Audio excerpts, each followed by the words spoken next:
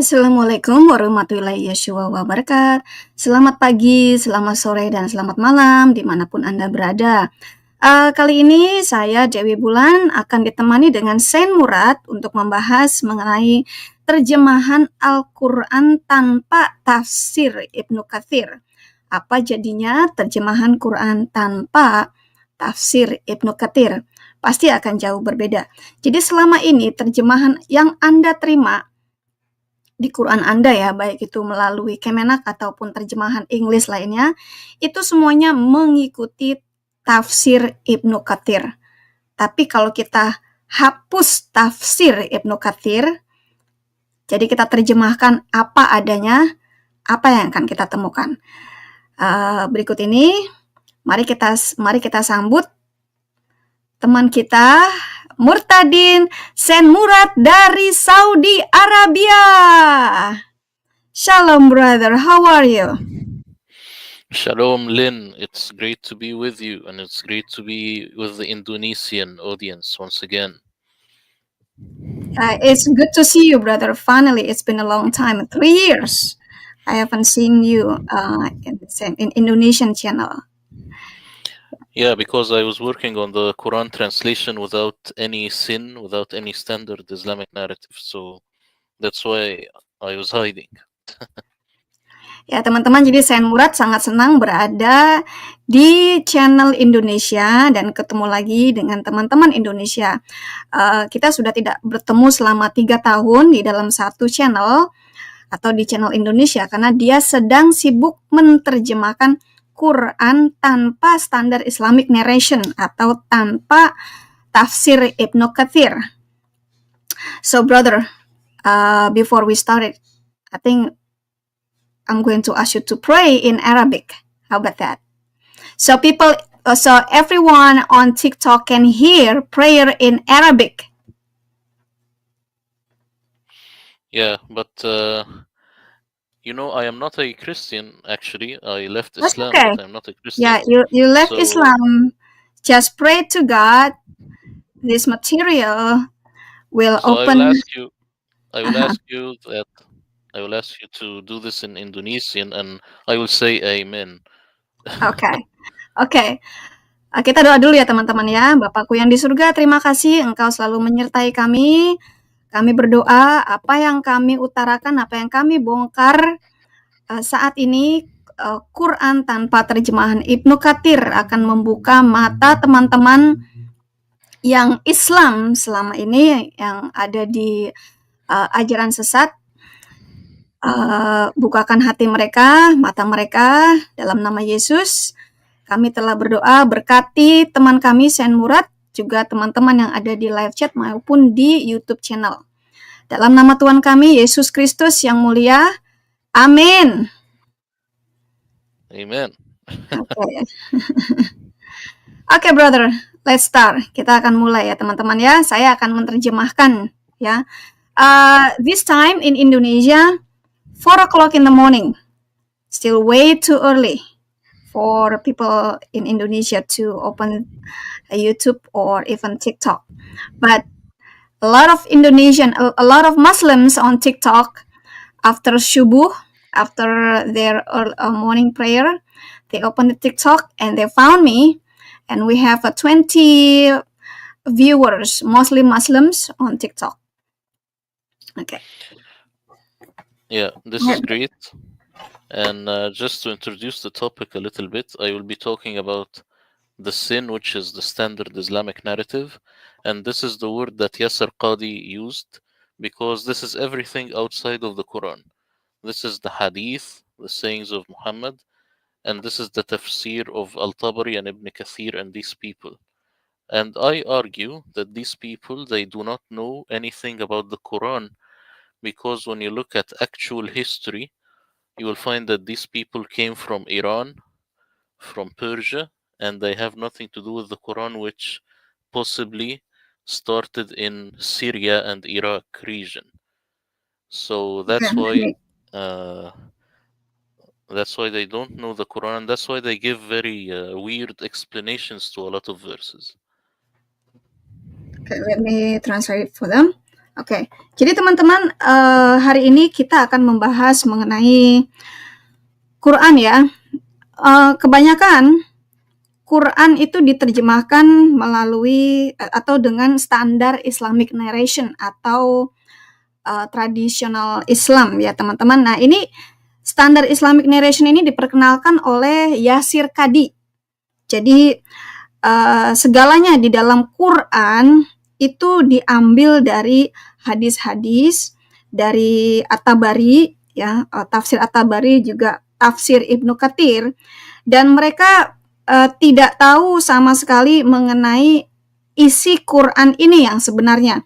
Karena seperti penulis hadis, penulis atau At-Tabari atau penulis Ibnu Katsir, mereka semua bukan dari Saudi Arabia, tetapi mereka dari Iran, dari Irak, dari Suriah, bahkan di bagian utara Arabia, dan mereka sama sekali tidak tahu isi Quran yang sebenarnya. Okay, go ahead, brother. Okay, so now I will just start sharing my PowerPoint. Ya, kita akan share screen ya.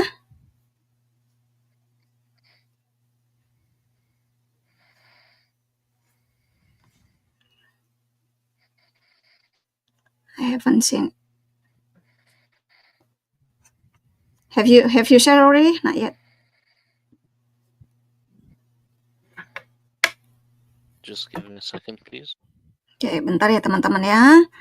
Sen Murad akan share screen. Teman-teman kalau mau lihat ada di YouTube channel ya, bentuk Quran tanpa tafsir Ibnu Katsir. Bentar ya teman-teman ya.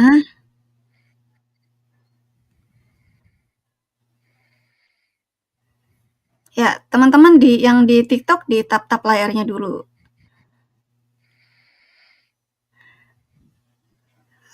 Wait up. Let me see. I haven't seen it. Let me minimize. Let me see over here. No, I haven't seen it.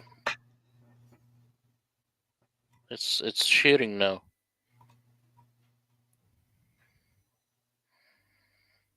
Let me see what's in here. It's supposed to be sharing. I think I have to. Is this the one? Okay, is that the one? Correct. No. This is not the one. What do you see on screen? No. This is the wrong one. Share PDF file. Share screen. Or cancel.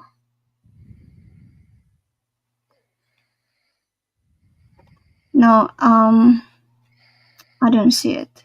Did you click the plus sign plus presentation or invite? Yes. Yeah, because I don't see it yet. Let me check it right here. This one is removed.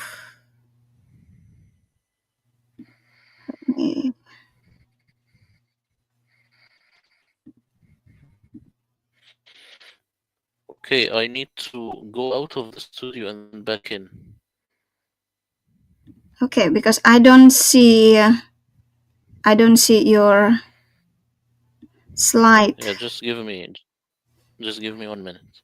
Oke, bentar ya teman-teman ya. Ya ini masalahnya kok jadi ini bukan ini yang akan kita bawakan gitu loh. Ya, bukan ini yang akan kita bawakan. Ini mah papias. Jadi gimana cara remove-nya? Slide. Okay, Sen Murad.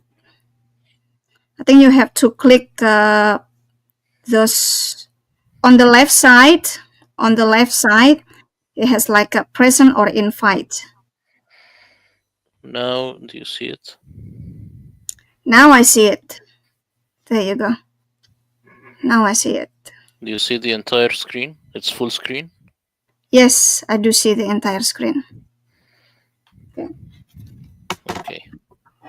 Oke, sabar ya teman-teman ya. Okay. Go ahead, brother. Okay, so this is the sin or the standard Islamic narrative, and this means anything outside of the Quran. So everything written after the Quran. Ya, And jadi I teman-teman say ini it standar. is a hoax. Yeah. Oke, ini standar Islamic narration ya. Dan semua yang ada di dalam Quran ini karena mengikuti standar Islamic narration, maka bisa dikategorikan Quran ini isinya hoax. Go ahead, brother. So what exactly is the sin or the standard Islamic narrative? Apa sih sebenarnya standar Islamic narration ini? It's the exegesis of the Quran, which is Ibn Kathir, Al-Tabari, these people. Ya, ini adalah exegesis dari Ibnu Katsir, At-Tabari, dan At-Tabari ya teman-teman. The hadith, which are the sayings of Muhammad. Hadith yang adalah perkataannya Muhammad. The biography of Muhammad. Juga biografi dari Muhammad atau sirah. Asbab al-nuzul in Arabic, which means the reasons why the verses came down from heaven. Ya, juga asbabun nuzul ya teman-teman, yaitu alasan mengapa ada Quran itu diturunkan oleh Allah. And the Mecca and Medina phases, they say some verses were in Mecca, some in Medina. This is also one of the sins, standard Islamic narrative.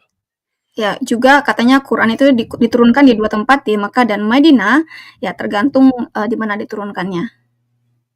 The question is this stuff going to crack the Quran? Can we understand the Quran using this, the standard Islamic narrative? Nah, masalahnya adalah apakah kita bisa mengerti Quran yang sebenarnya kalau mengikuti standar dari exegesis Quran, hadits, biografi Muhammad, asbabun nuzul, dan Quran yang dari Mekah atau Madinah. So is the Quran Persian? This is the question I'm gonna ask.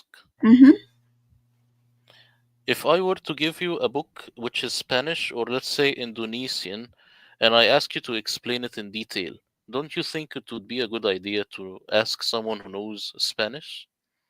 Ya, kalau saya mau kasih kamu buku, misalnya buku dalam bahasa Inggris atau dalam bahasa Indonesia atau bahasa Spanyol ya, seharusnya saya tanya dulu dong teman-teman buku-buku yang berbahasa Indonesia dari orang Indonesia, ya kan? Then why? Of course the answer is yes. Then why when it comes to the Quran, you ask someone who doesn't know Arabic? Nah, masalahnya gini teman-teman. Lalu ketika seseorang mau menjelaskan Quran yang adalah berbahasa Arab, lalu mengapa Anda tidak bertanya kepada orang yang benar-benar berbahasa Arab? I am talking about Al-Tabari, Ibn Kathir, Al-Baghawi, and all of these people. They were not Arabs. Ya, saya berbicara mengenai At-Tabari, Al-Baghawi, Ibnu Katsir, dan sebagainya ya, karena mereka ini bukan orang Arab. Most of them were Persians, they were from Iran, and they didn't speak Arabic well. Nah, mereka ini adalah kebanyakan orang-orang dari Persia atau orang-orang Iran ya teman-teman, dan mereka tidak berbahasa Arab dengan baik. This is why the exegesis of the Quran, most of the time it is laughable. Nah, ini makanya Quran kalau kita pelajari mendetail ini malah membuat kita tertawa. Back in 2020, I have made a video proving that the Umayyads and the Abbasids were actually from Central Asia. They were not Arabs. Ya, di sekitar tahun 2020, saya pernah membuat video yang membuktikan bahwa Umayyah atau kerajaan Umayyah dan juga Abbasid ya, mereka sebenarnya dari Asia Tengah dan bukan dari Arab. Now, what is the caliph's role in all of this? The caliph, which is al-Khalifa, what's his role in all of this? Ya, lalu apa ya yang akan mereka sampaikan? Vision apa yang mereka mau berikan di dalam Quran ini oleh khalifah-khalifah ini? We are not 100% sure of their motives, which I'm talking about the caliphs. A lot of politics were going on. You see, the caliphs, they used to decide. So they used to decide this is part of the Quran, this is the correct exegesis or not. So it is politics like today, and this is something that not a lot of people realize. Iya, sebenarnya mereka tidak 100% tahu ya motivasinya apa. Jadi dari khalifah-khalifah ini yaitu Umayyad dan Abbasid ya, karena banyak sekali politik yang terjadi saat itu ya teman-teman. Jadi mereka tidak tahu motivasi mereka membuat Quran atau menerjemahkan Quran itu apa. So why even listen to them? Just because this is a general Islamic consensus, I say that this is a bad idea. Ya, jadi kenapa kita mendengarkan orang-orang yang bukan dari Arab ini ya? Apakah karena ini general Islamic consensus itu artinya banyak orang yang mau cari tahu. Nah, ini sebenarnya bad idea atau bukan ide yang baik ya. Again, back to the Persians. Kita balik ke Persia ya. Ironically, the Quran is the only book where if you want to know the meaning of a word, you never open a dictionary. Ya, ironisnya teman-teman, Quran ini buku satu-satunya kalau kamu mau tahu artinya dari kata per kata ya, kamu tidak perlu buka dictionary atau kamus. You instead go to Persians who neither lived in the same century as Muhammad, nor were Arabs, nor lived even close to the Hijaz. Malah kamu pergi ke Persia atau beberapa yang tinggal di sana ya, di teritori yang sama pada zamannya Muhammad. Tapi bukannya malah ke Arab, ya kan?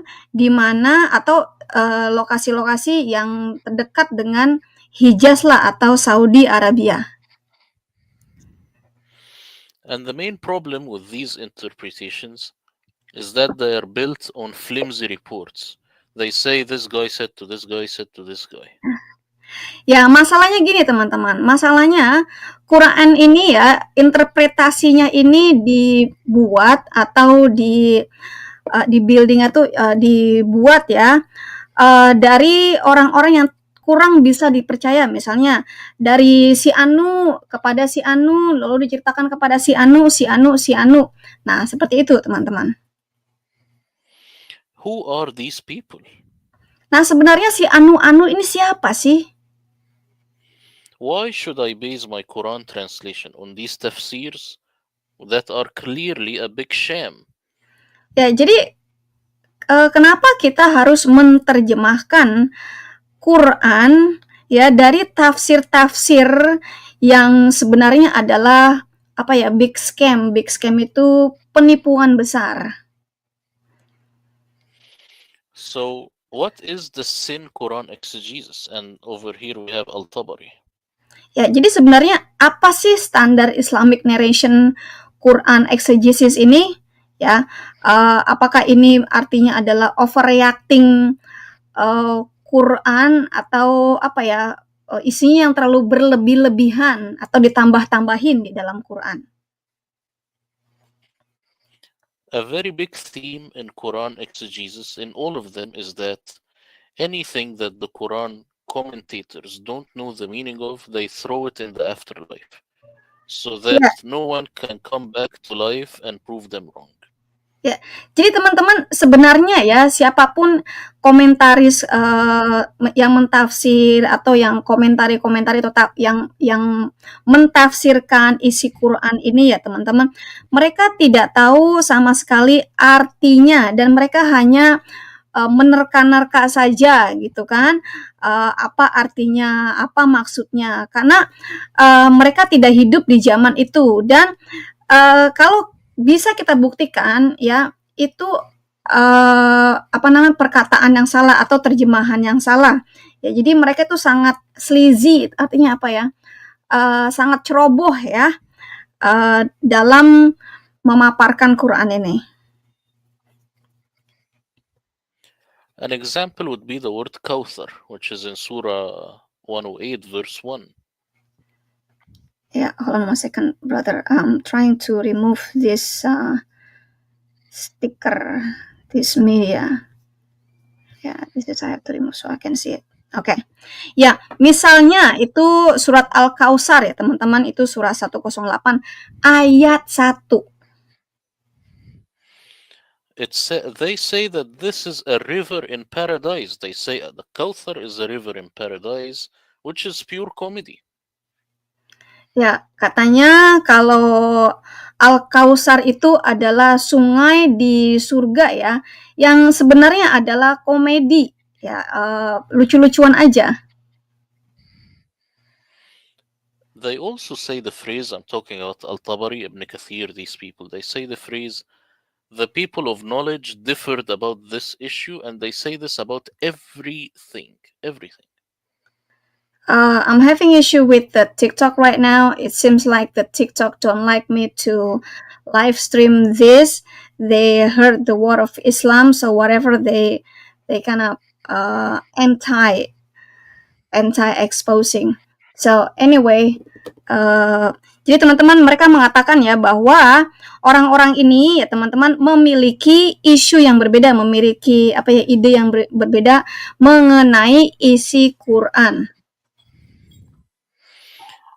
When you ask today's Arabic-speaking Muslims, and you ask them why do Muslim commentators like Ibn Kathir differ about every single issue in the Quran, they will say this is because of the mercy of Islam or something as stupid as such. Jadi teman-teman, kalau kita tanya ya kepada orang-orang ini ya, pada orang-orang ya ulama-ulama deh ya, kita tanya gitu kan, kenapa orang-orang yang berbahasa Arab ini atau muslim-muslim apologis ini ya, ketika mereka mengomentari atau mentafsirkan Quran, itu mereka semuanya berbeda-beda. Ya, dari satu masalah di dalam Quran, satu ayat di dalam Quran, semua idenya atau tafsirannya itu berbeda-beda. Itu karena mereka katanya diampuni di dalam Islam atau apalah gitu kan, lucu. Well, no, this is because the Islamic exegesis like Al-Tabari is so ignorant about the Quran. That's why they differ so much, because they don't know the truth. Ya, mereka tidak tahu makna hanya dari satu surah saja atau satu ayat saja, bukan karena Islam mengasihi atau apalah, tetapi karena mereka sendiri tidak mengerti eksegesis Quran. Jadi mereka ya boleh dikatakan ya tidak tahu Quran itu apa dan isinya bagaimana. Just this reply alone is at the very least stupid and at the very most absurd. This reply that this is because of the mercies Islam is very stupid, no doubt. Ya, bahkan katanya kalau kita tanya gitu kan, lalu jawabannya kan salah tuh. Terus mereka bilang, ya ini adalah maha besar Allah gitu kan, atau wallahu alam lah gitu kan ya. Ini sebenarnya adalah jawaban yang sangat blow on ya, sangat bodoh ya teman-teman, kalau ada muslim yang menjawab ya wallahu alam atau apalah, cuma Tuhan yang tahu, cuma Allah yang tahu ya teman-teman. Another theme in all these tafsirs, which is the exegesis of the Quran, is the word Allahu A'lam, meaning Allah is more knowledgeable, and they translate it in English because they are fraudulent people. They say Allah knows best, when in reality it's Allah is more knowledgeable. Ya, bahkan satu contoh saja ya, kalau di dalam Quran itu yang namanya Allahu alam ya teman-teman. Kalau yang arti sebenarnya adalah Allah itu maha mengetahui dari segalanya ya. Tapi diterjemahkan menjadi Allah yang paling tahu. Nah, itu saja kan berbeda. Jadi Allah yang mengetahui segalanya atau lebih tahu segalanya dengan Allah yang paling tahu. Why do they have this phrase? It is not because they are humble. It is because they really do not know what the Quran is talking about. Ya, lalu kenapa mereka menerjemahkan seperti ini atau mengartikan seperti ini? Itu bukan karena mereka humble ya atau rendah hati, tetapi karena mereka sebenarnya tidak tahu apa makna di Quran yang mereka baca. Now picture this. Someone on the street, he asks you, "Excuse me, where is the nearest Starbucks?" Ya, And then you misalnya, will say there is basically 9 opinions. ya coba bayangkan begini teman-teman ya, ada orang nanya, maaf Pak, di mana ya Starbucks yang terdekat dari sini, ya kan? Lalu jawabannya, oh ada 9 opini, ya 9 jalan sebenarnya Starbucks yang terdekat. Of course, you will say, "You sir, you are crazy." This is what a normal person will say. Jadi orang yang normal itu akan bilang, lu bego ya, gue nanya Starbucks mana yang terdekat, malah dikasih 9 pilihan. Now, on the other hand, if someone asks me where is the nearest Starbucks, I will say 61 9th Avenue. So this is a clear-cut answer. Ya, ada lagi teman-teman, ini yang lebih bagus ya. Ada yang nanya, Pak, di mana ya Starbucks yang paling dekat? Lalu orang ini ngejawab, oh di Avenue nomor 61. Nah ini yang benar, jawabannya pas. Now we will move to the Sunnah and we will talk about the Sunnah, where it actually came from, because it came from this place called Transoceania, not Arabia. And by this place I mean Iran, Afghanistan, Pakistan, these places. Ya, lalu mengenai sunnah teman-teman ya, ini bukan dari Saudi Arabia, ini dari kata Transoceania dan ini bukan bahasa Arab. Kata sunnah ini berasal dari sekitar Afghanistan, Pakistan, Uzbekistan dan sekitarnya. Jadi bukan dari Saudi Arabia. Now, you see these names, Al-Bukhari, who wrote Sahih al-Bukhari, Sahih Muslim by Nisapuri, Ibn Majah by Al-Qazwini, and you know these people, of course. And I just want you to look at the names because their names show their places. So Al-Qazwini is the Caspian, from the Caspian Sea, Nisapuri from Nisapur, Iran, and so on and so forth.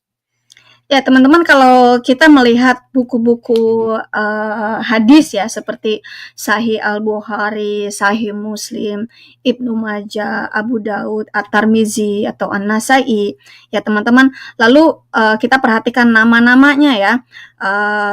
Al-Bukhari itu nama sebenarnya adalah Muhammad Ibnu Ismail Al-Bukhari, yang sebenarnya itu dari Uzbekistan. Lalu Muslim Ibnu Hajjat Al-Nisapuri itu dari Sahih Muslim ya, yang nama sebenarnya adalah Muslim Ibnu Hajjat Al-Nisapuri itu dari India teman-teman.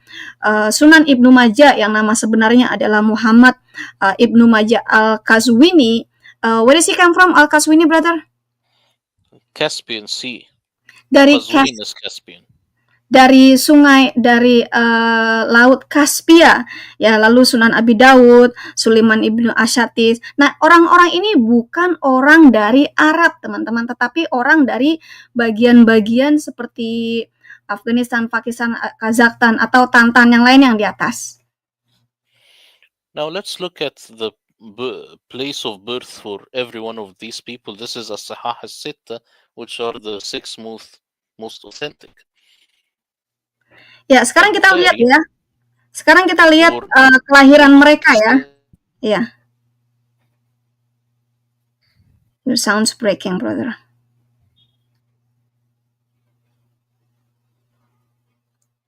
Ya, kita lihat Sahih Al-Bukhari, Al-Bukhari Muhammad ibnu Ismail Al-Bukhari lahirnya di Uzbekistan.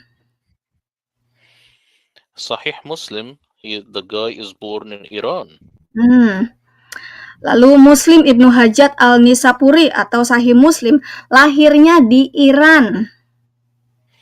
And Al-Qazwini is born in Iran. The Caspian Sea is close to Iran. Lalu Sunan Ibnu Majah atau Muhammad Ibnu Majah Al-Qazwini itu juga lahirnya di Iran. Sunan Abi Dawud Al-Ash'ath is born in Iran, not in Mecca. Nah, lalu Sunan Abu Dawud atau Sulaiman Ibnu Al-Ash'ath juga lahirnya di Iran. Al-Tirmidhi is born in Uzbekistan, like Al-Bukhari. Ya, lalu Sunan Al-Tirmizi atau yang namanya itu Muhammad Ibnu Isa Al-Salmi At-Tirmizi lahirnya di Uzbekistan sama dengan Bukhari. And finally, Al-Nasa'i is born in Turkmenistan.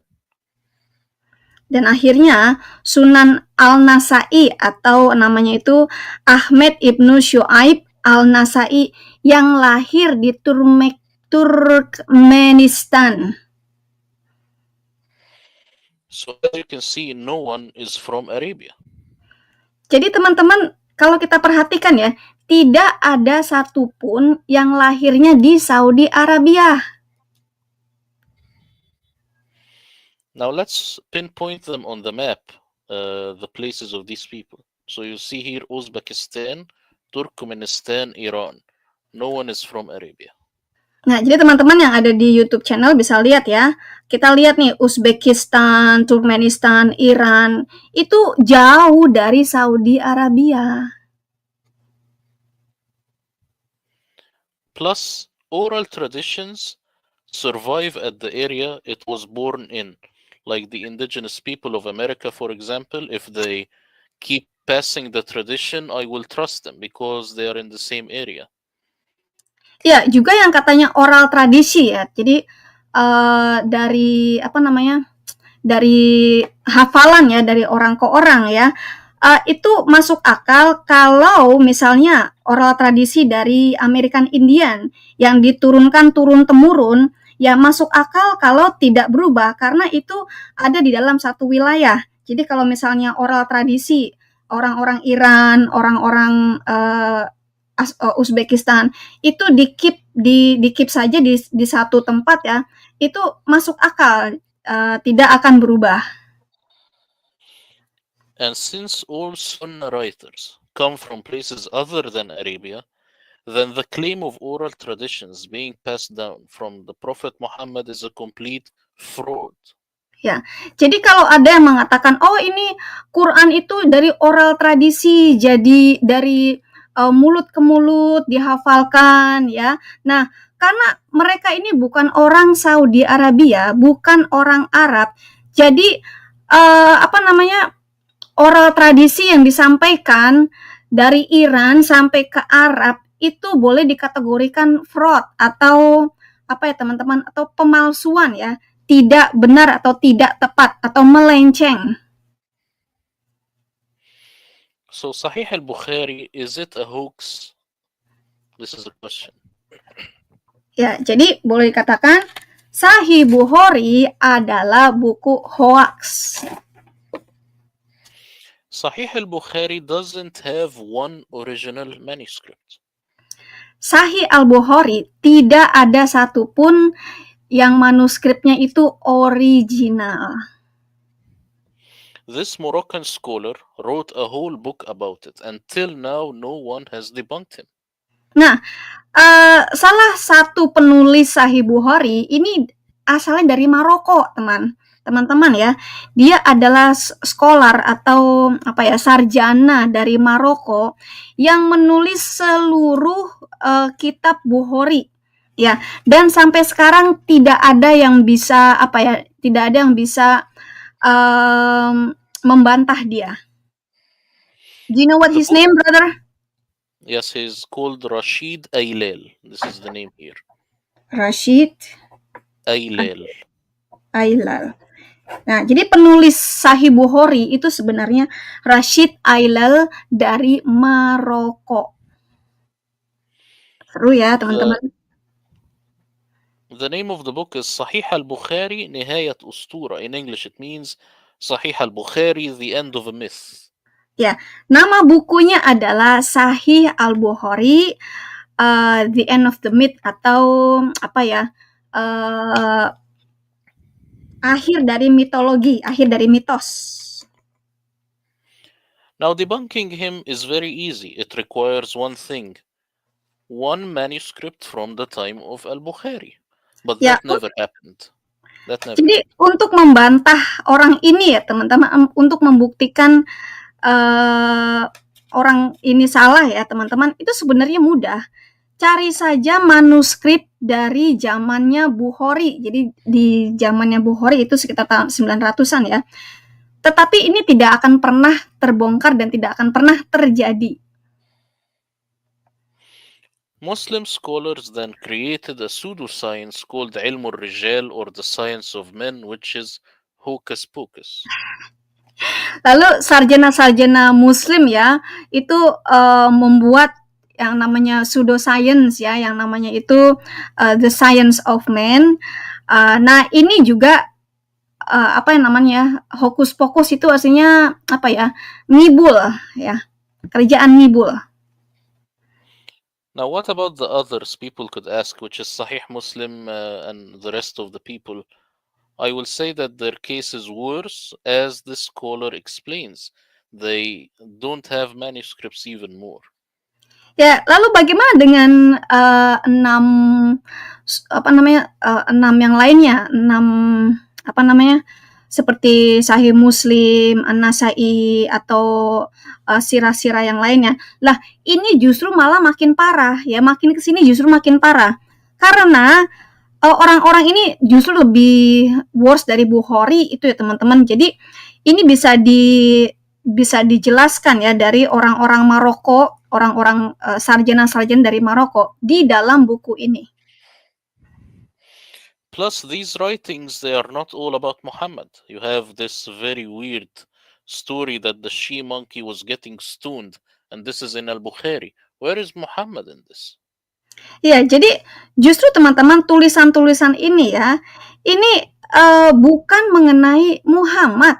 Misalnya itu monyet perempuan yang di stone itu dirajam ya. Ini kan cerita yang aneh di dalam hadis. Now we will move to another thing, which is the biography of Muhammad, which is another part of the sin.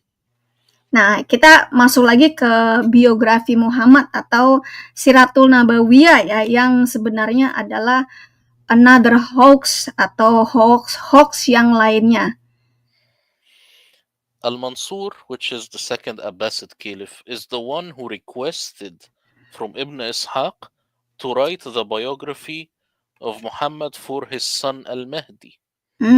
Jadi teman-teman ya, Al-Mansur ya, khilafah kedua dari Abbasid ya, dari khilafah Abbasid ya, dia yang meminta atau request kepada Ibnu Ishaq untuk menulis biografi mengenai Muhammad untuk anaknya yang namanya adalah Al-Mahdi. Ibn Ishaq wrote this biography 130 years after the Prophet Muhammad's supposed death, if he even existed. Ya, jadi Ibnu Ishaq akhirnya menulis biografi tentang Prophet Muhammad, tentang Nabi Muhammad 130 tahun setelah Nabi Muhammad mati. Itu pun kalau memang Nabi Muhammad pernah ada. So the problem is, the original of Ibn Ishaq is lost. Masalahnya teman-teman, original tulisannya Ibnu Ishaq itu hilang. The original of Al-Bakkai, which is Ibn Ishaq's student, is lost. Nah, original Al-Bakai atau studentnya atau muridnya dari Ibnu Ishaq juga hilang. The original of Ibn Hisham, which we use today, is also lost. Nah, original transkrip dari Ibnu Hisham juga hilang. Robert Spencer's book, Did Muhammad Exist?, shows very well the problems of the biography of Muhammad. Ya, buku Robert Spencer yang judulnya Apakah Muhammad Pernah Ada atau Ada, ya, ini menunjukkan dengan jelas ya bagaimana penulisan biografi Muhammad yang sebenarnya hoax. And the book Crossroads to Islam shows how archaeology leads to Abdul Malik ibn Marwan, not Muhammad.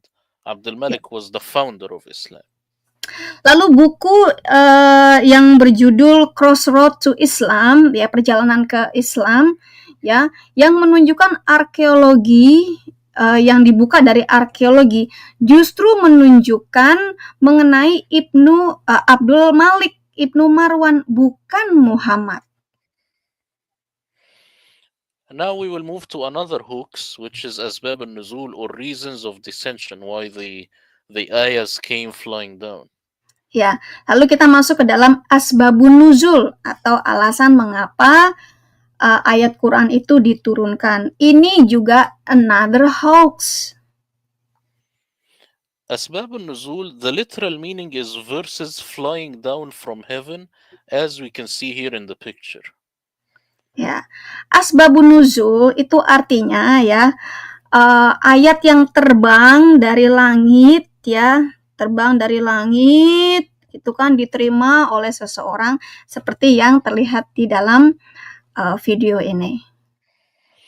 But Muslim translators, of course, they translated as, why was this verse revealed? They don't say that the verses came flying down as we say in Arabic. Ya, jadi Muslim pasti menerjemahkannya asbabun nuzul itu bagaimana ayat-ayat itu terjadi ya. Tapi arti yang sebenarnya adalah bagaimana ayat itu terbang dari langit ke si Muhammad itu. Itu artinya asbabun nuzul.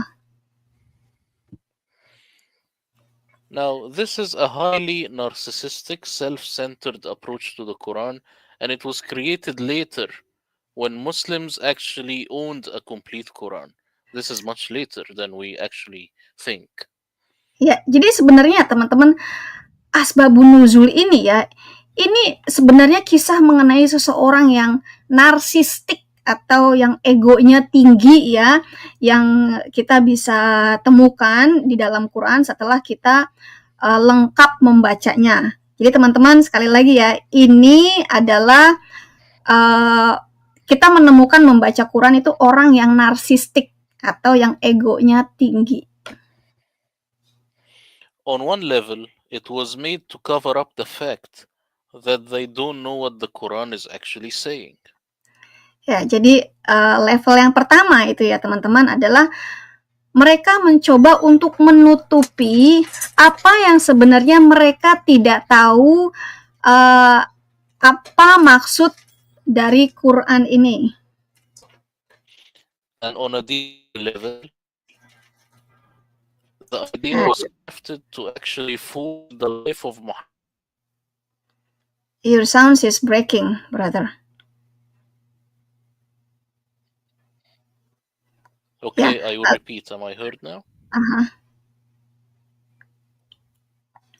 Repeat it, brother. On a deeper level, the idea was crafted to forge the life of Muhammad into the Quran, to read Muhammad into the Quran. Nah, jadi kebohongan yang berikutnya adalah teman-teman ya, itu ide memasukkan Muhammad yang palsu yang dibuat-buat ke dalam Al-Quran. when in reality the Quran does not know Muhammad. It mentions him only 4 times, and this is not the Muhammad of Islam. Nah, yang sebenarnya ada teman-teman ya, Quran itu tidak mengenal Muhammad. Bahkan nama Muhammad pun hanya ada 4 kali disebutkan di dalam Quran. Itu pun bukan sosok Muhammad. Now we will move to another hoax, which is Mecca and Medina, or should I say Muhammad and Moses. Lalu sekarang kita masuk ke dalam materi Mekah dan Madinah, atau kita sebut saja Muhammad atau Musa. Now the sin standard Islamic narrative, it claims that some verses or surahs were revealed in Mecca and some were revealed in Medina. Ya, kalau di standar Islamic narration atau tradisi kisah Islam ya teman-teman, itu kan mereka mengklaim bahwa ada surah-surah yang turun di Mekah dan juga surah-surah yang turun di Madinah. Reality is Muhammad's immigration or hijrah from Mecca to Medina is a hoax, and it is remodeled on Moses' exodus with his people out of Egypt for being persecuted for their new monotheism. Nah, yang katanya realitinya ya, Muhammad itu sebenarnya migrasi atau pindah dari Mekah ke Madinah. Itu juga hoax ya teman-teman. Lalu kita lihat model Musa yang eksodus atau meninggalkan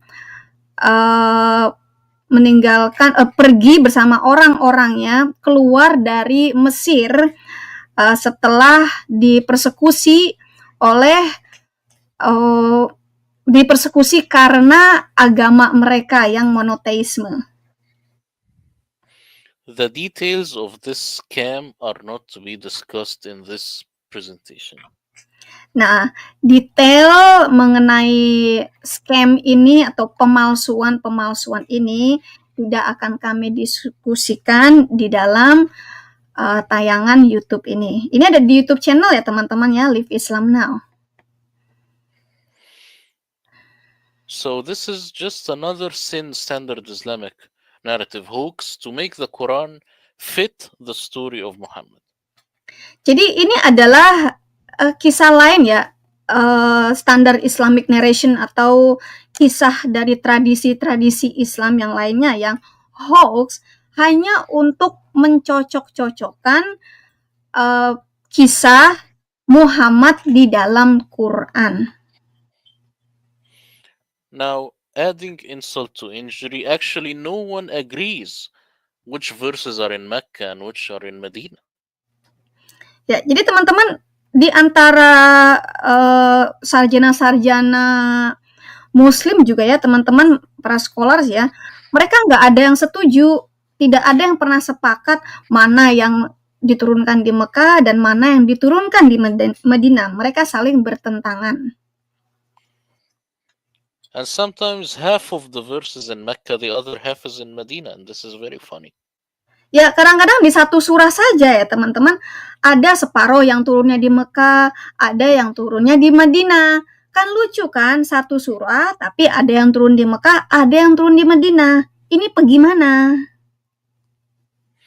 So picture this, you have now Mecca and Medina, and I tell you, hey man, let's go grab some, and after 2 to 4 weeks on a camel, I then tell you, coffee. You see, it's absurd.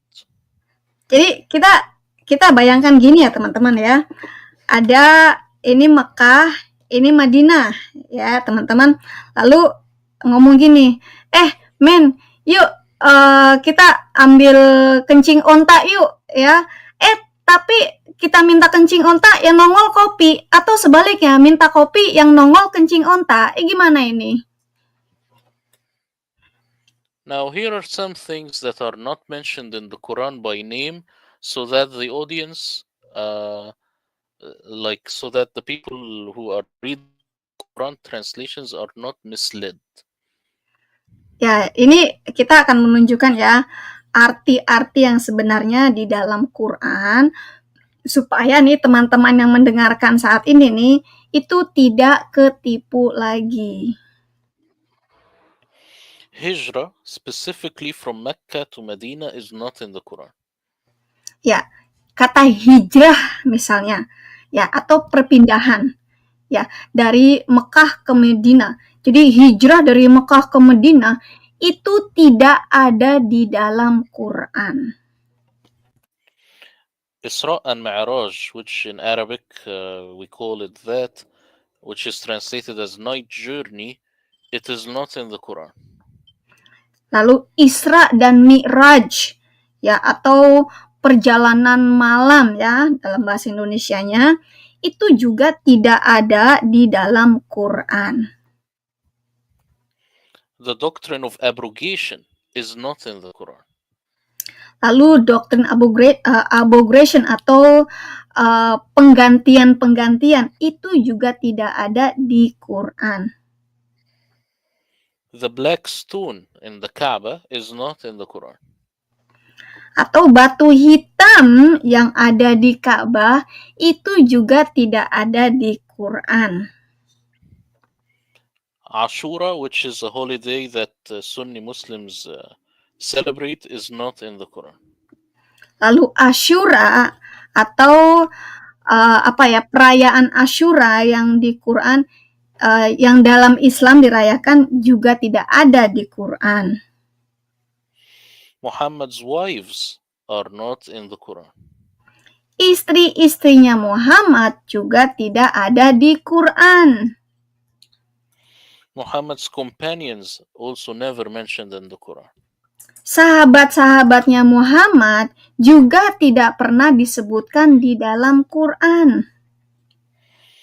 Eid al-Fitr, which is what the Muslims celebrate after Ramadan, is not in the Quran. Perayaan Idul Fitri yang Muslim merayakan setiap tahun setelah puasa Ramadan 30 hari juga tidak ada di dalam Quran. Also Eid al-Adha, which they slaughter everything, it's not in the Quran. Juga Hari Raya Kurban atau Idul Adha juga tidak ada di dalam Quran. The 5 pillars of Islam also not in the Quran. Rukun Islam yang 5, teman-teman, juga tidak ada di dalam Quran. And many more. So these are just things for people so that they know the truth, because they add this stuff in the English translations as if it's there. Ya, juga masih banyak lagi teman-teman ya, tradisi-tradisi atau apapun kegiatan yang Islamia di dalam Islam itu banyak yang tidak ada di dalam Quran. These things only come from the sin. These come from Ibn Kathir, Al-Tabari, Bukhari. They're not in the Quran. Jadi hal-hal yang tadi disebutkan teman-teman ya, itu kan tidak ada di Quran. Lalu mereka taunya dari mana? Mereka taunya dari Ibnu Katsir, dari At-Tabari, ya, dari Sunnah Muslim, atau sunnah-sunnah yang lainnya. So I said enough is enough. The sin doesn't just have holes in it, it is one big hole. Jadi menurut Sain Murad ya saya juga ya, cukup deh ya, percaya Quran itu dari Allah, percaya kalau Muhammad itu adalah Rasulnya Allah. Standar Islamic narasi, tradisi Islam itu ternyata ada lobangnya. Bahkan boleh dikatakan lobangnya gede banget.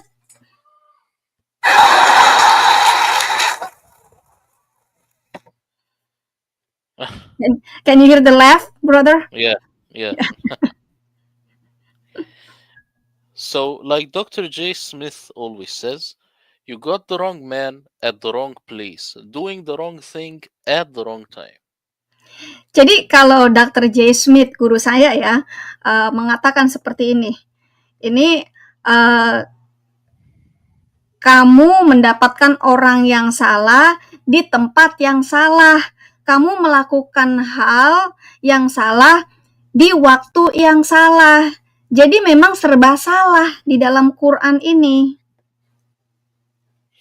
Even Muslim scholar Yasser Qadi acknowledges, and he says that the sin standard Islamic narrative has holes in it. Very famous. Jadi bahkan ya, Muslim scholar seperti atau sarjana Muslim seperti Yasir Qadi aja itu mengakui kalau standar Islamic narration itu punya lubangnya gede banget. Now don't worry, I will barbecue the sin on my YouTube channel, so if you wanna subscribe there, you can do that. Jadi teman-teman silakan subscribe dulu ya di channelnya Saint Murad ya, karena Saint Murad akan memanggang tradisi-tradisi Islam ini di dalam YouTube-nya Saint Murad. So back to the same Kak, tolong slide. di-mute dulu. So as you can see, the sin is a hoax. These tools are not valid to crack the Quran. You can never understand the Quran using this stuff. This stuff is wrong and it's late. Ya, jadi teman-teman ya, kalau kita mengandalkan standar Islamic narration atau tradisi Islam ya, tanpa exegesis Quran, tanpa hadis, tanpa biografi Muhammad, tanpa asbabun nuzul atau tanpa ada Mekah atau Medina ya, kita bisa pastikan teman-teman kalau isi Quran ini 100% hoax. Now we will move to Muslim and non-Muslim Quran translations. Kita akan lihat teman-teman dua terjemahan Quran yang berbeda. Jadi Quran yang diterjemahkan oleh Muslim dan Quran yang diterjemahkan oleh non-Muslim. The question with the Bible usually is which translation is better, but with the Quran is which translation is worse. Ya, pertanyaannya adalah apakah terjemahan Alkitab itu jauh lebih baik daripada terjemahan Quran? Ya, mana yang lebih buruk terjemahannya, mana yang lebih tidak mengena, mana yang lebih masuk akal dan tidak masuk akal. Kita perhatikan ya teman-teman. Quran translations are so bad and so deceptive that there is an online meme that they call it the science of bracketology from all the brackets in the English translation. Jadi saking jeleknya ya teman-teman, saking buruknya terjemahan Quran ya teman-teman, karena begitu deceptif, begitu banyak penipuan-penipuan ya. Bahkan ada meme online ya, meme online itu dikata science of bracketology atau apa namanya penemuan yang penuh dengan kurungan-kurungan ya. Atau bahasa kurungan-kurungan ya teman-teman ya. So here we have Muslim and non-Muslim translators. We have people like Osama Dakdok and we have Robert Spencer, Mary Harb, and Muslim translators. What did they have next to them as they were translating the Quran? This is the question. Jadi misalnya teman-teman ya, terjemahan Quran, misalnya terjemahan Quran dari Osama Dakdok, Mary Harb, atau Robert Spencer, lalu kita bandingkan dengan terjemahan Quran dari Muslim ya, lalu kita bandingkan ya di antara mereka nih, apa yang bisa kita temukan? They had the sin, they had Al-Tabari, they had Ibn Kathir, they had the same thing. So the Quran translation is mostly the same. Even though, of course, people like Osama and Robert are much better than the Muslims. Ya, bahkan dari terjemahan misalnya Osama Dakdok, Mary Harb atau Robert Spencer ya, mereka tetap memasukkan standar Islamic narration.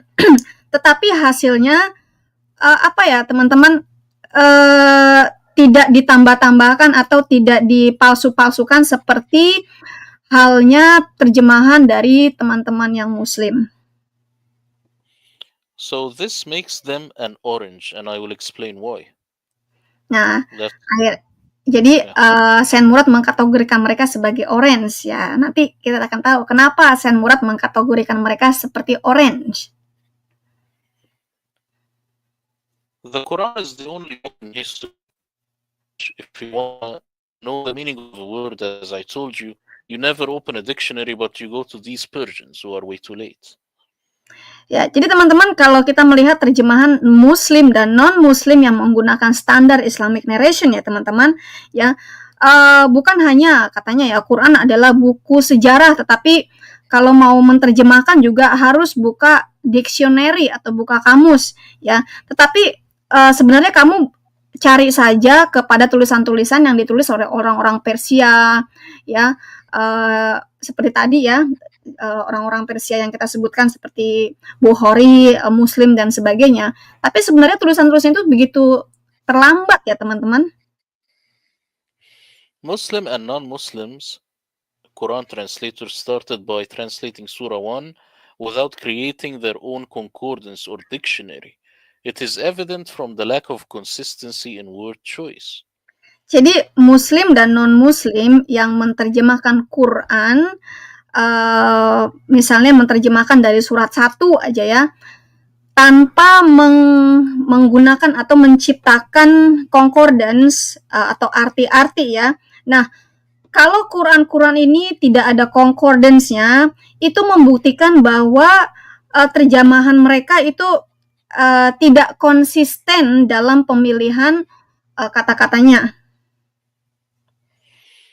Now here is how the sin or the standard narrative corrupts a translation. We will look at this, and it says in Arabic, "ما ننسخ من آية," which in English would be, they say, we do not abrogate a verse. This is in English. Ya, jadi teman-teman contoh dari standar Islamic narration dari kata nansai min ayati ya, atau ayat-ayat Quran ya, yang almost every single Quran translation. Jadi tidak ada Quran yang tidak ada abrogasi. But this is sad because if you look here, you will find that this word nasakha is mentioned 4 times in other contexts, as you can see here. Ya, jadi teman-teman kalau diperhatikan ya, justru kata nasaha itu ada di mention atau disebutkan sebanyak 4 kali. The Arabic word nasakha has a common theme in all of these contexts. Nah, bahasa Arab ya teman-teman, kata nasaha itu memiliki tema yang sama dari semua konteks di Quran ini. But do they know the common theme? No, they don't. This is the idea. They don't know what's the same word that can be used in all 4 contexts. Jadi apakah mereka ini tahu ya common theme itu artinya tema yang sama atau subjek yang sama dari kata nasahi ini? Ya ternyata mereka tidak tahu. So as you can see here, the same word. If you look at Osama, Robert, and the Muslims, you will find abrogate a verse. Do you see any difference between Muslim and non-Muslim translation in such a verse? Kalau kita perhatikan terjemahan dari Usama Dagdok, Robert Spencer, dan juga Mary Harp ya teman-teman, di sini diterjemahkan sebagai ayat-ayat yang diabrogasi, ayat-ayat yang sudah diganti ya. Padahal sebenarnya tidak ada ayat-ayat yang diganti. Jadi nggak jauh beda ya terjemahan teman-teman non-Muslim ini dengan terjemahan Muslim ketika menggunakan standar Islamic narration. Creating more sin-based translations is like beating a dead horse. Like we have done it many times. Now we need to make one which has no sin. Ya, kalau kita menerjemahkan atau mentafsirkan Quran dengan mengandalkan standar Islamic narration, itu sama saja seperti ngegebukin kuda yang mati, ya teman-teman. Maybe beating the dead rock. If you look here at Robert's, nice. If you look here, you will find that Osama and Robert, for example, they say that jihad means fight the infidels. I say that jihad used to mean exert effort. This is the basic meaning. But the sin then turned it into holy war or into fighting the infidels. Ya, contoh yang simple aja teman-teman dari terjemahannya Robert Spencer dan Usama Dagdok. Kata jihad saja kan mereka mengartikan fight the kafir ya, jadi memerangi orang kafir, ya kan? Nah, itu kalau menggunakan standar Islamic narasi. Tetapi kalau tanpa menggunakan standar Islamic narasi, ya, itu menjadi apa ya? Effort atau jihad itu artinya apa ya? Effort itu pekerjaan yang effort ya. Saya I don't understand the Indonesian meaning. Labor, make Iya, even effort ya. exercise.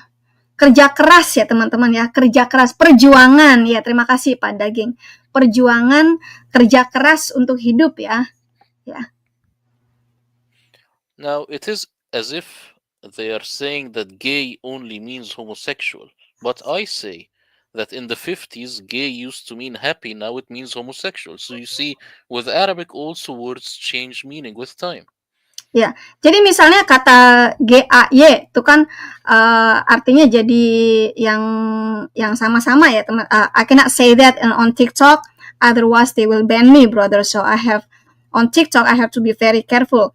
Tetapi kalau di tahun 50-an teman-teman ya, kata GAY itu artinya happy atau gembira. Tetapi kenapa sekarang diartikan jadi yang sesama-sama jenis gitu loh. So that's why I say I am an apple and they are oranges. I say don't compare apples to oranges. We are using a different methodology. Jadi Sen Murad mengibaratkan antara apel dan dua orange. Jadi Sen Murad ini orange-nya, apelnya, Brother Usama Dagdok dan Robert Spencer itu orange-nya. Jadi jangan disamakan terjemahan Sen Murad dengan terjemahan Usama dan Robert Spencer. So here you have the Muslim side. They say the Quran can't be 100% understood because it is from Allah. But the other side, they say it can't be 100% understood because it is from a madman or Muhammad was crazy or anything along those lines. Ya, jadi Muslim biasanya mengatakan gini, Quran itu tidak akan bisa dimengerti 100% oleh orang-orang biasa karena itu turun dari Allah, ya kan? Tetapi penterjemah ini ya, seperti Robert Spencer, Usama Dagdok dan Mary Herb mengatakan Quran tidak akan bisa dimengerti 100% karena penulisnya dari orang gila atau Muhammad yang sebenarnya gila.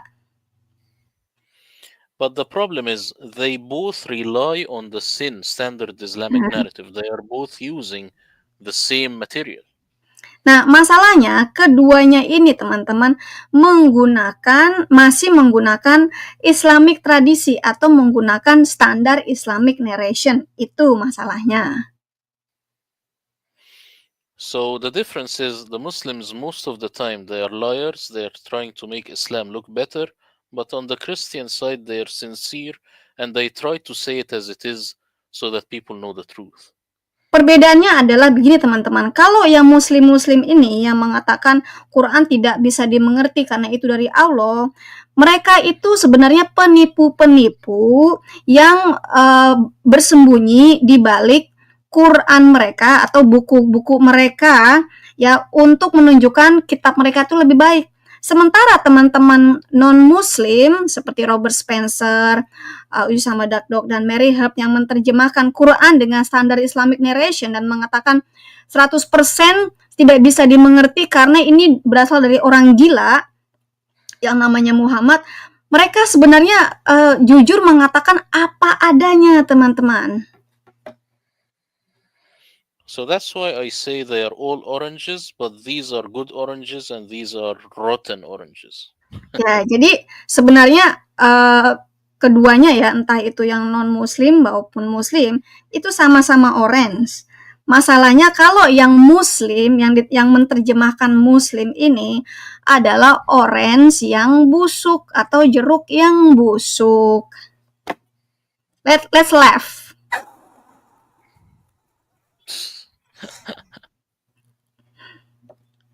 Yeah, I didn't hear it this time. You don't hear it? Can you hear it now? Yeah. All right, brother, go ahead. We have 46 on TikTok and we have 46 on the YouTube channel, and this is 5 o'clock in the morning Indonesian time. Usually this time we have over 500 people viewers if it's the right time, brother. So I'm going to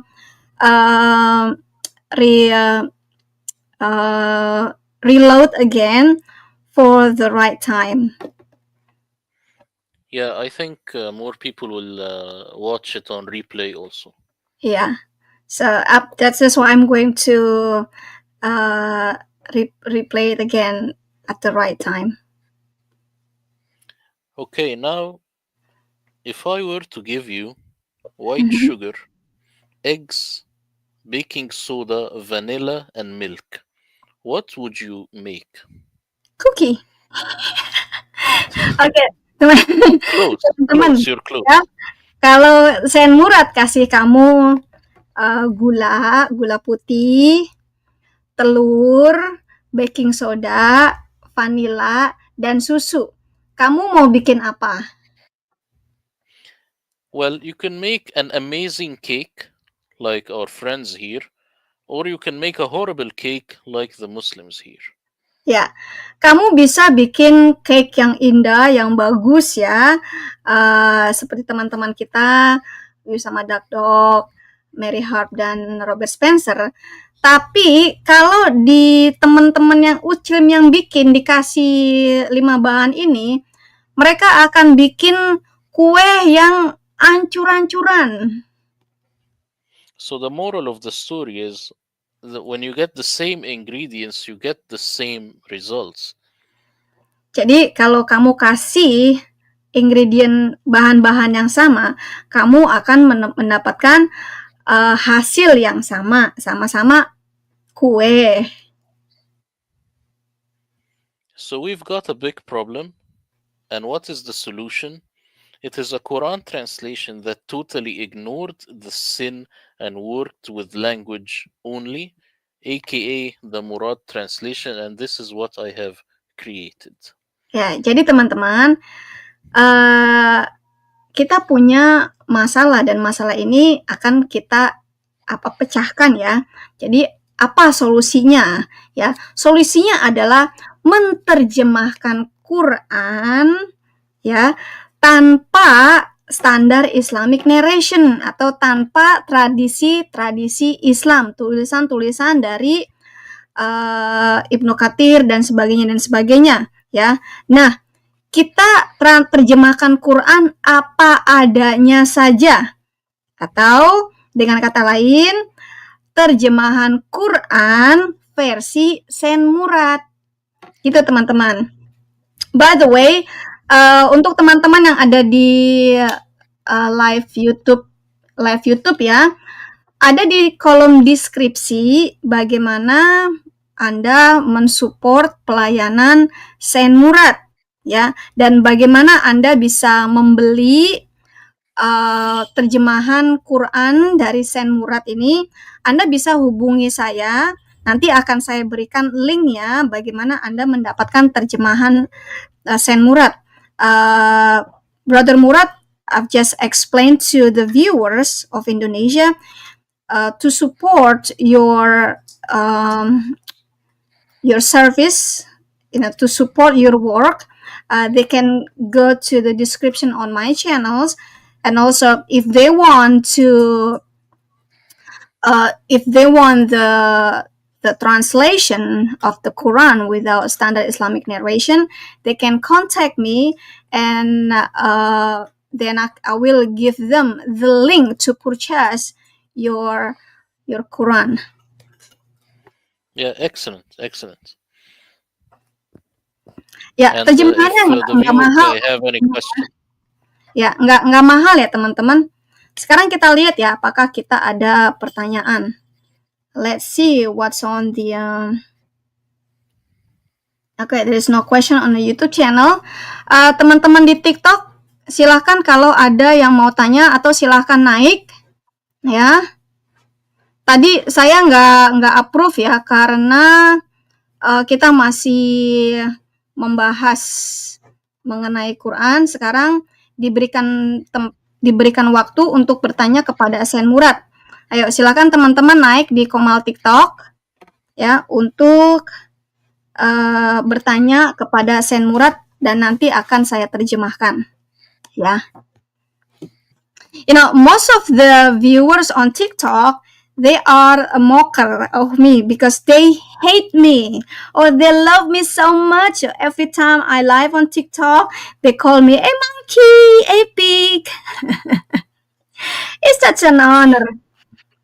I mean, it's such an honor. Basically, typical. Yeah, It's a typical thing because that's what they say in Arabic also. Yeah, so they do that every time I show up on TikTok. They call, hey monkey, hey pig, hey whatever. You know, they love me so much. Ayo teman-teman yang mau bertanya kepada Sen Murad, silakan naik saja. Bang Laskar mau tanya kepada Sen Murad. Jadi teman-teman, Quran kalau kita terjemahkan tanpa mengikuti kurungan-kurungan, dalam kurung itu ditinggalin aja ya. Dibuang aja kurungan-kurungannya itu ya. Justru end up atau hasilnya adalah story atau kisah yang berbeda. Bukan lagi kisah Muhammad ya, tetapi beda sekali. Nah, masalahnya kan sekarang di Quran ini banyak sekali kurungan-kurungan gitu, al-korong. We in Indonesia we call Al-Quran is al-korong. Al-korong mean parenthesis, too many parentheses, or because there's so many.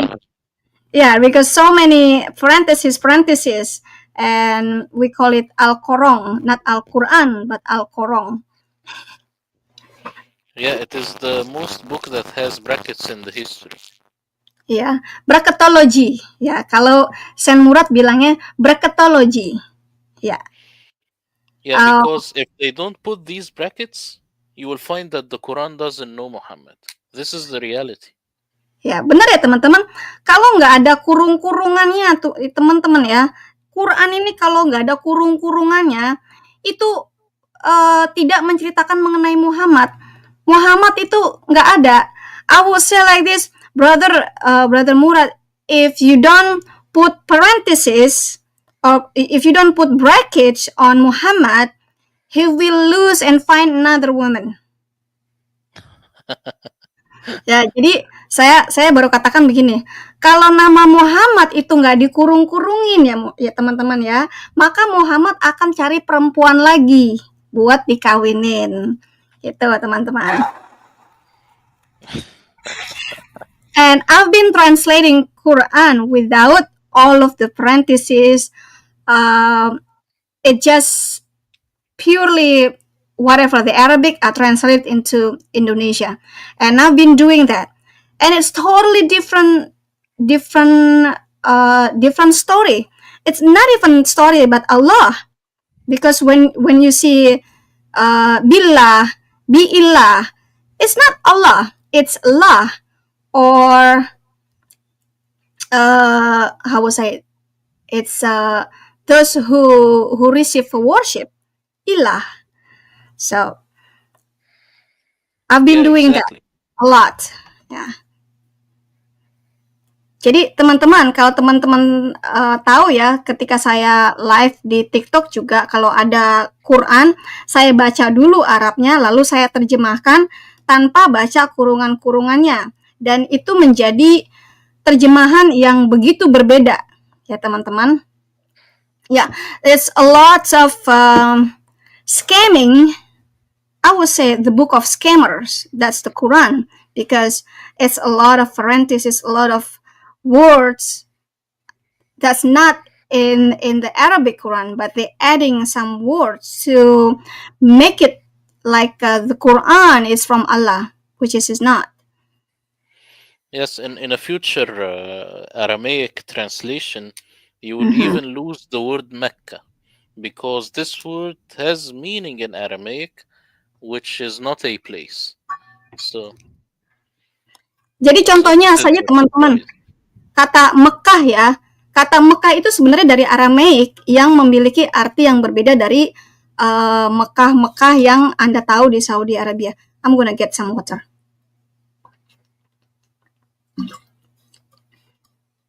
So associating the word Mecca with a place is something that happened later because Mecca appeared only in the 9th century. That's if you're lucky. So these people of the 9th century are the ones who said that the Quranic Mecca is the Mecca of Saudi Arabia. Jadi teman-teman, kata Mekah saja ya teman-teman ya. Kata Mekah itu baru ada di abad ke-9. Jadi orang-orang ini menambahkan kata Mekah di abad ke-9 ke dalam Quran. Jadi kita bisa pastikan kalau Quran itu bukan datang dari abad ke-6 abad ke-6 ke-7 ya teman-teman, tetapi setelah abad ke-9. Yeah, it's very interesting. I've been exposing Islam from left to right, top to bottom, using Dr. J. Smith materials, and also exposing Islam using the how do you call it, the book of Islam itself, from Imam, whatever Imam I expose it, and it's such a laughable. If you don't understand, if you don't see Islam outside of Islam, it looks like it's a book of holy. But when you see Islam outside of Islam, it's like a book with a big hole. Exactly, but you see, when the Aramaic layer is added, then all of a sudden also this Islam, which is very funny, is even late. So it's not just funny, it's also much later. Jadi teman-teman, kalau kita balikan ya Quran itu ke dalam bahasa awalnya, yaitu bahasa Aramaik ya teman-teman, itu justru bikin kita ketawa. Kita akan menunggu ya terjemahan Quran bahasa Aram dari Sen Murad ya. Kita akan lihat apa hasilnya. Nah, I just tell the viewers that we're going to wait for your Aramaic translation, Quran with the Aramaic translation. It's going to be laughable. It's going to be a game changer because it will be further away from Muhammad. It doesn't know Muhammad even more. It doesn't know Islam even more. So the Persians, when they hijacked the Quran, they changed everything in it. They Arabized it and changed it. That's why it's so disjointed also. Ya, bahkan terjemahan Aramaiknya teman-teman itu benar-benar jauh berbeda. Itu seperti apa ya? Seperti kitab Aramaik yang diarabisasikan. Jadi artinya jadi berbeda. Terjemahannya juga pasti akan berbeda ya teman-teman ya. Jadi seperti apa ya, di butcher. Oh, how do I call it butcher in Indonesia? Aduh, What's the English word? diperkosa lah ya. Diperkosa lah ya. I'm looking for Indonesian language butcher.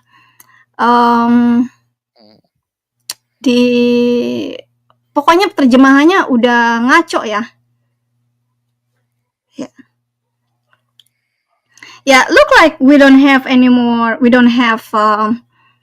question from whichever viewers. They all just mockers. Many of them are mockers, brother. On TikTok? Yeah, on TikTok. I don't know about TikTok. Yeah, a lot of mockers on TikTok. They love me so much. Every time I show up on TikTok, they call me all kind of name. You know. Yeah, that's the usual Islamic Yeah. response. Okay, I guess we don't have any question, brother. Well, So, if you have a question, also you could ask. well, it is clear. Uh, to me, it is clear because what you've been doing, I've been doing. I've been doing it, and even well, I have a question on the word of Muhammad in the Quran, which is only mentioned 4 times. You know, is that the person of Muhammad or is it something else? No, most likely it's a title, and this title is for Jesus because the title itself it's self-reflecting, like Muhammad, not Muhammad. So the Hmm. praised one is Jesus. He has always been Jesus Christ, and the Quran it uses synonyms. So when it talks about Jonah, it says Yunus, and also it says Dhalnun. And Isa, he calls him Isa, and sometimes son of Mary, and sometimes he is Muhammad. He is praised. So this is Jesus in the Quran, who is the praised one. Hmm. This is most likely the correct explanation. Ya. Jadi teman-teman di Quran itu kan ada empat ayat ya yang mention kata Muhammad ya. Di situ kata Muhammad itu sebenarnya artinya adalah sebuah title ya, sebuah jabatan yang artinya adalah the praised one atau yang terpuji. Nah, kata MHMD atau Muhammad itu sebenarnya adalah untuk Yesus ya. Jadi itu adalah gambaran untuk Yesus, bukan si Muhammad yang doyan kawin, yang apalagi yang doyan harta ya, bukan. Lalu sama seperti kata Yunus ya, atau the Al-Nun, atau kata Isa, atau Isa disebut juga anak dari Mary ya teman-teman. Nah, kata Muhammad itu tadi seperti saya katakan ya, bukan Muhammad orangnya, tetapi adalah sebuah title, sebuah sebutan untuk Yesus. Itu teman-teman. Nah, beda kan? So much different. So much different when you translate the Quran with and without the standard Islamic narration. Jadi berbeda sekali teman-teman kalau menerjemahkan Quran tanpa tafsir Ibnu Katsir dan dengan tafsiran Ibnu Katsir. Yeah, you know, also with the Quran, when it says Abu Lahab, they say this is Muhammad's uncle. Well, how do we know this?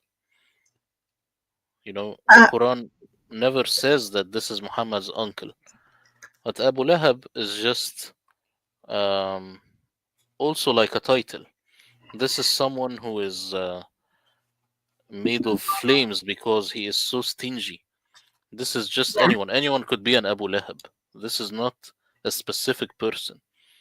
yeah. How do I Just, know this? I know this without using the sin. yeah. Nah, kata Abu Lahab sendiri itu sebenarnya bukan nama orang, teman-teman, tetapi sebutan bagi orang yang pelit. We have a question down here, brother, if you can see. What you say only reinforce my belief that the Quran is just the work of some irresponsible people. The Quran is not made of Allah. Yeah, Can you the see? Quran, of course, it's not the word of God, but it's the work of people over time. It is not something that was made in one go. So it was compiled, and also never forget the Caliph. The Caliph is the one who orders its compilation, and he is the one who orders what should be in and what should not be in.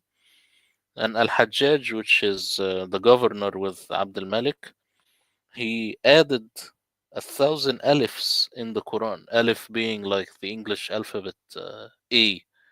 He added 1,000, and this is from the Islamic narrative itself. So all of this stuff, it had to do with politics.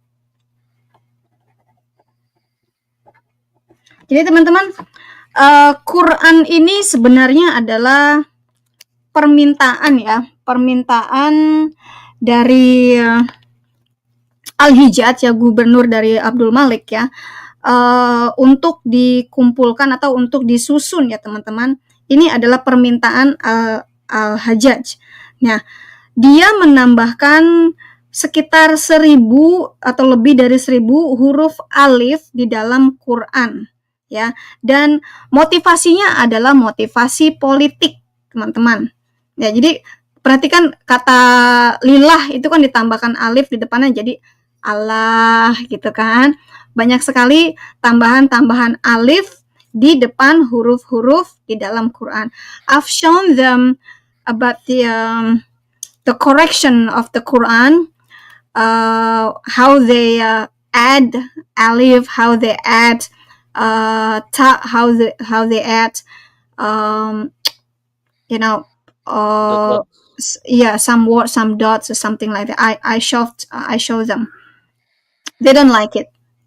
Yeah, you see, with an Aramaic translation, you will be removing all the dots and all the diacritical marks and also all the hamza, because the hamza is also an innovation. And what happens is you will find the original primitive word, which is an Aramaic word, and no one knew it all along. So it's gonna change everything. Ya, jadi teman-teman saya baru tahu ya, ternyata huruf hamzah itu adalah huruf baru yang ditambahkan di dalam Quran ya teman-teman.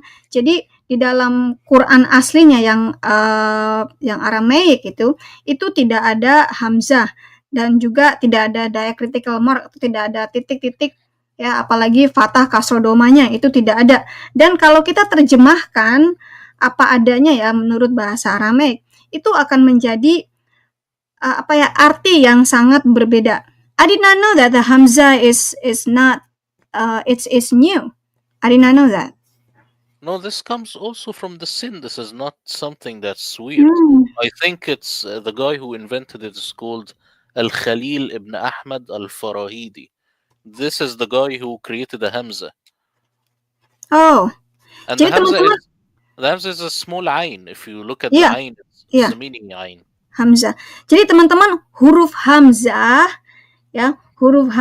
itu diciptakan oleh seseorang yang namanya Khalil ibnu Ahmad. Ya teman-teman, huruf hamzah itu seperti huruf ain ya, tapi nggak ada ekornya, cuma depannya aja. It's very hard to explain it to the non-Muslim, but the Muslim will understand, or the ex-Muslim will understand what is the hamzah. Yeah. Let me see.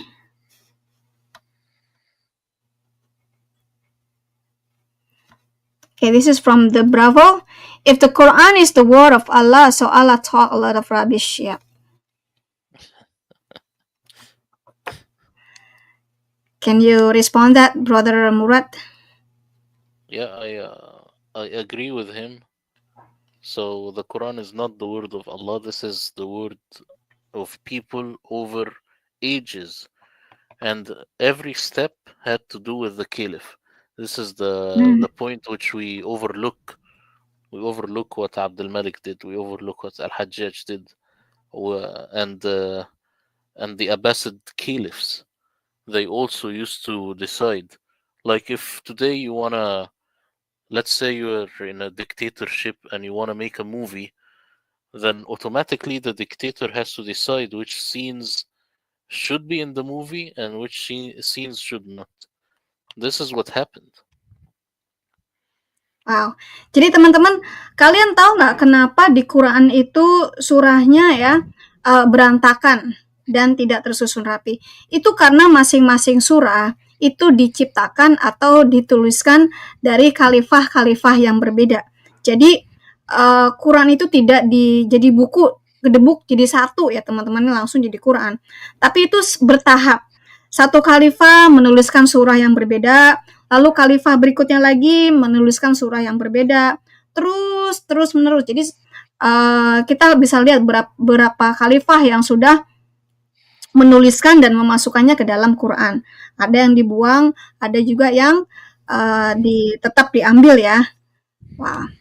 Jadi teman-teman, ini adalah ilmu yang luar biasa, yang paling tidak Anda tahu bahwa Quran itu bukan dari Allah, bukan dari wahyu yang turun dari langit gitu kan, turun kepada satu orang Muhammad lalu dicatat ya.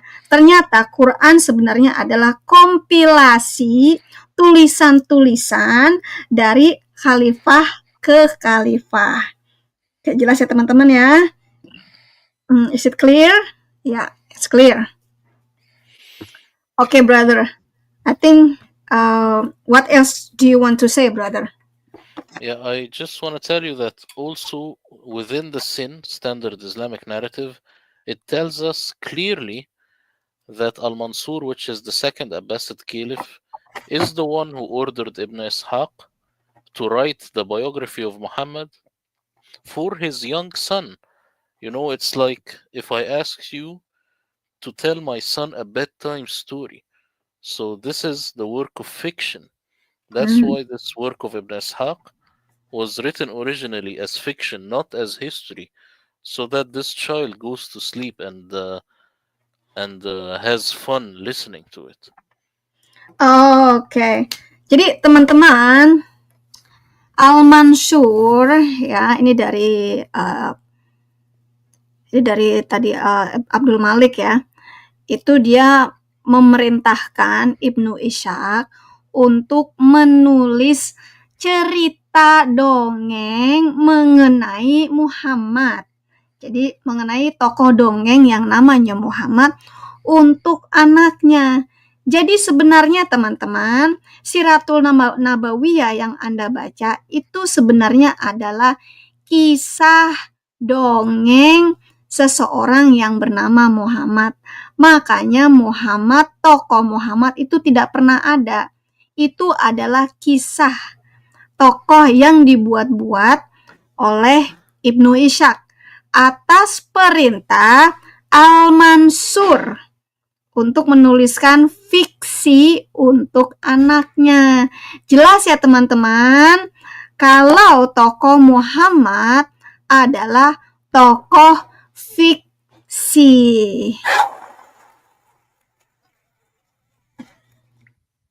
I think it's clear. It's clear, brother. Okay, so what next, brother? What can we expect next? You said that we're going to have a session number 2.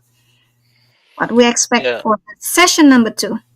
Yeah, we will still schedule it, and it will be about how I actually created my Quran translation, the exact process, so that people know exactly how I translated it, so that they can trust this process, because it's much different than any other translation.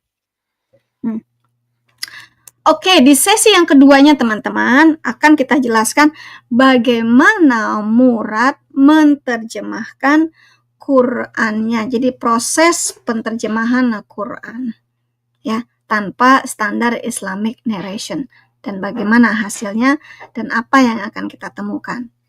Oke, teman-teman. Ya, I think we enough from here, brother. We almost 2 hours. Of the session. Oke. Terima kasih untuk supportnya teman-teman. Jangan lupa untuk support pekerjaan Sen Murad. Ada di dalam deskripsi. Ada Patreonnya. Ya, Patreon dalam _ Sen Murad. Ya, silakan Anda support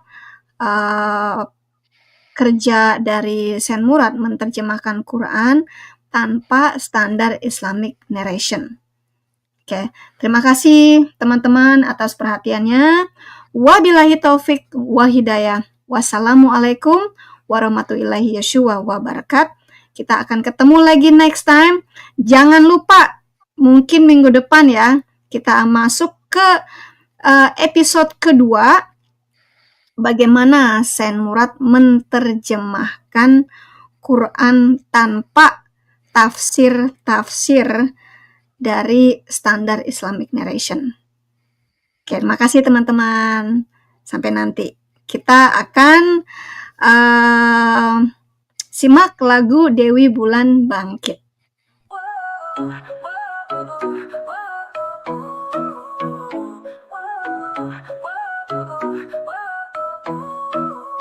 Allah besar, Maha Kuasa, itu katanya. Namun ketika murtadin Dewi Bulan menantangnya, Allah diam tanpa mengirim azabnya. Oh, mengapa murtadin Dewi Bulan berani menantang Allah?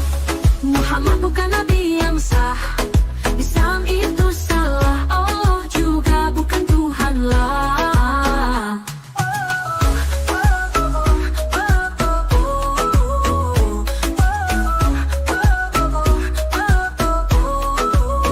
Murtadin tercengang, bertanya-tanya, mengapa azab tak kunjung datang? Sekarang terbukti Allah bukan Tuhan yang sah. Oh, mengapa murtadin Dewi Bulan berani menantang Allah?